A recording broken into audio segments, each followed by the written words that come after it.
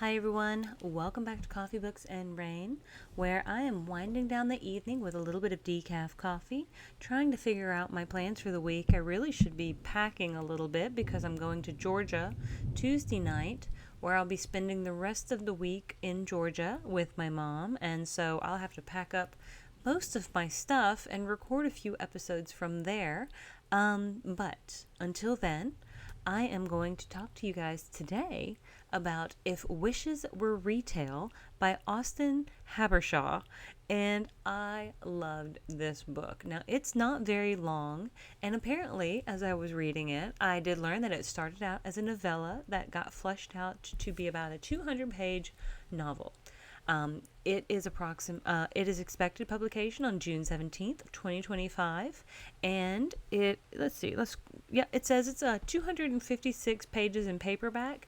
On my e-reader, I think it was around 200, and I loved, just putting this out there, that each page had little gnomes at the top doing various activities. So if you pick up a copy, I know my e-reader had them, but they were so much fun, and they are a part of the book, I promise. In this hilarious debut cozy fantasy, a rebellious but enterprising young woman and an ancient but clueless genie set up shop at the local mall.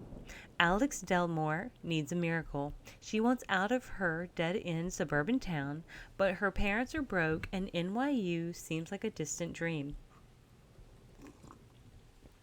Good thing there's a genie in town, and he's hiring at the Wellspring Mall. It'd help if the jinn, formerly of the Ring of Korad, knew even one thing about the 21st century America. It'd help if he weren't at least as stubborn as Alex. That'd probably help too. It'd really help if her brother didn't sell her out to her conspiracy theory loving, gnome hating dad. When Alex and the genies set up their wishing kiosk, they face seemingly endless setbacks. The mall is failing, and management will not stop interfering on behalf of their big box tenants. But when the wishing biz might start working, the biggest problem of all remains: people are really terrible at wishing. And again, it's expected publication of June 17th, 2025. Now, I'm just going to tell you, from a person who spent the first part of her life working at a job in the mall for, let me think, I will say probably 10 years.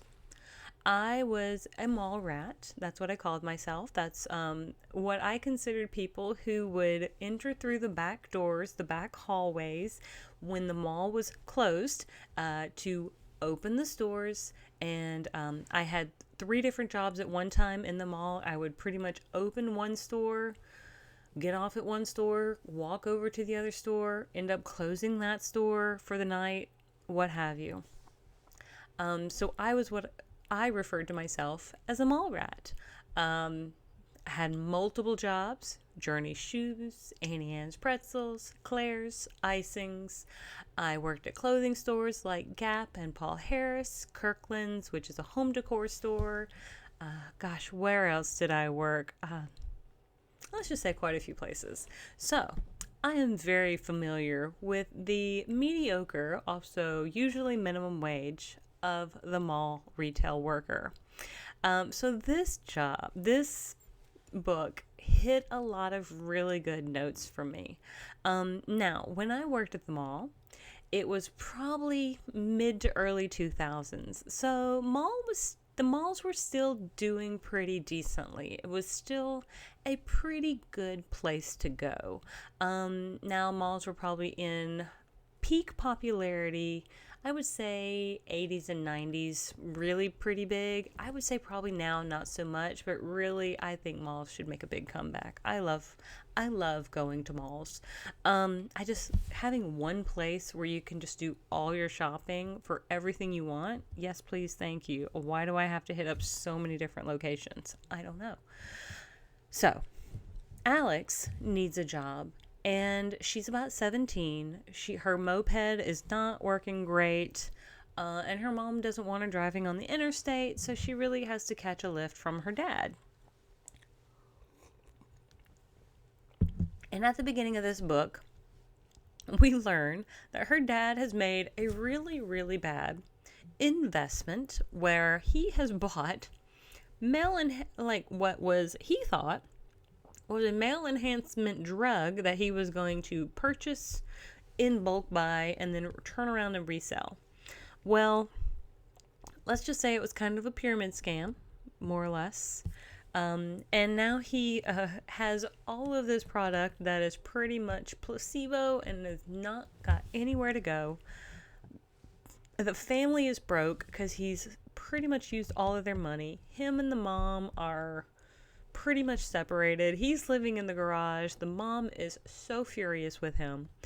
The brother Mark is doing his best to kind of support the dad. The dad is working a lawn business, but the lawn business isn't doing great because gnomes are taking over the lawn care business. People are hiring gnomes to do lawn care. So, of course, now the dad is raging at the gnomes. And, of course, he sounds crazy because, what? Gnomes? So, Alex is, looking for a job, and she's applying at different places, and I guess she's got, a piercing, or, she wears, an army jacket, and there's, a couple places that she applies for, and they're just like, oh, you just don't fit here. So, by about page 8 or 9 of, Google results or what have you, she finally finds one, and it's she's applying to be the jinn's assistant. And she's like, you know what? Fine. I will go and apply. And she's like, apply, send. And so she does. And so she pretty much almost immediately gets a response back saying, okay. And it reads pretty much very much like prim and proper text, on the fourth with and this thou, what have you. She's like, what? Okay. So she goes through the interview. And that's kind of where we also start the book, because she's kind of doing this interview, and it's great. It is hilarious. I love this book. It is campy. It's fun. It is dumb in the best ways. For the people who don't seem to like this book, I don't know if they just don't get dumb humor, but maybe they just don't get dumb humor. I don't know. I think this book was good. Clearly, people in general are terrible at wishing. If anybody has worked in retail, they will understand this book. I have worked in retail, and this book makes so much sense to me. The intelligence level of people in retail just seems to come way down. I am so sorry, but it comes way down. Your ability, behind the cash register and the people on the other side that are coming to you as customers, it is just not there. I don't know. I wish I could tell you this phenomena that happens, but the genie grants wishes, and based on the wish that you are asking for, he gives you a price. Now, there are some things he won't do. There was one guy who said, okay, I need you to make it not rain in these particular counties in Florida for 8 weeks. And he's like, I will give you $1 million. And the djinn was like, no. He was like, no, I won't do it. And Alex was kind of mad because she was like, what? Because she gets 10% of any, she gets 10% commission on any wishes. So she was like, man, that would have been so great. I get 10% of $1 million. That would have put me through school. That would have been fantastic. But there are certain things he won't do. However, there are certain wishes he grants, and a couple of them are very illegal, that she has to tell him, no, you cannot do these things. These things are illegal. And so she has to explain to him why maybe in the past, ancient Sumeria or what have you, maybe those things were fine at those times. They're not okay now. We can't do those things anymore. He does make a guy poop his pants. That guy does try to get a little bit of revenge. It's fine though, because he does also, I think, get his comeuppance later. It's fine.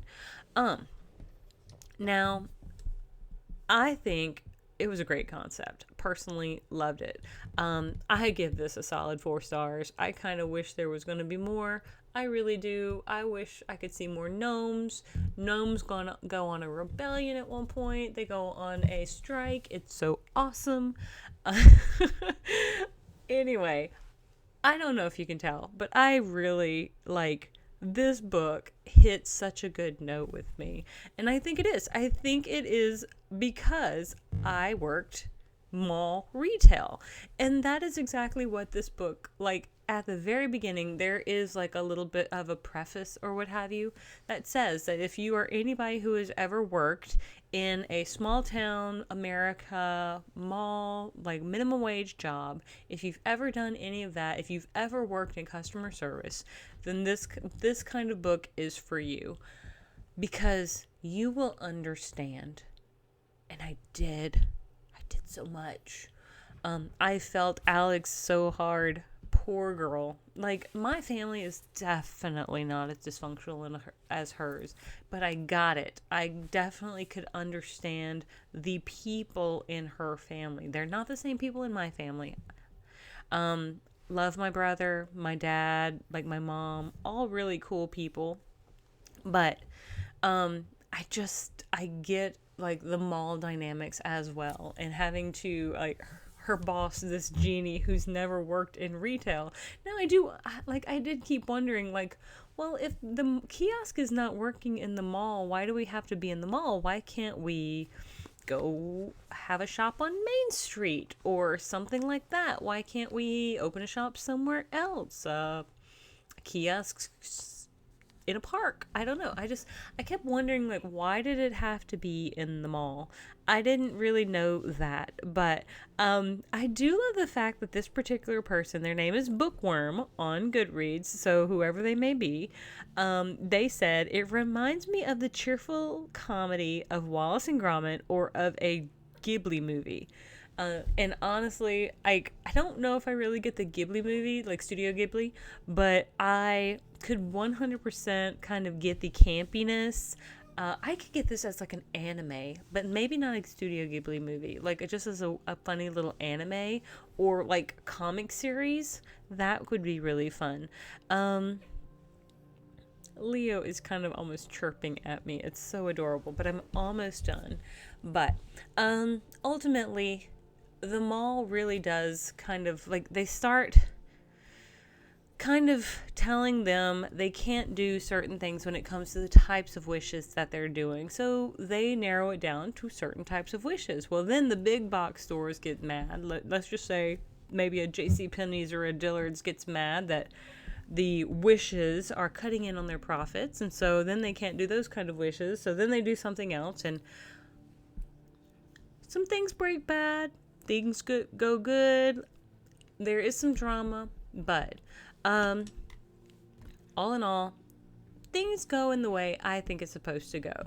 I really like this book. I will probably go ahead and give it 4.5 stars. I liked it. I read it in one sitting. I finished it this morning because that's what I wanted to read this morning, was this book. So, with all of that being said, I really hope you will give this book a chance. I have not yet read anything else by this author, but after this one, I think I need to read more. Just my personal thoughts on this. And it does seem as though this author seems to have some other books, which is good news to me, because just looking at Auston Habershaw, it's now clicking on his name. He says he has over 30 short stories, and let's see.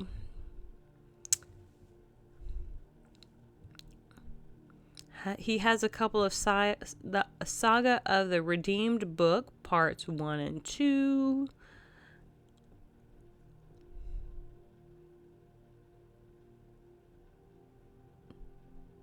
So I don't know if Wishes Were Retail is the first of this type. I'm not certain, but I might look more into his type of writing just to see what else we have and see if I'm interested in looking at those.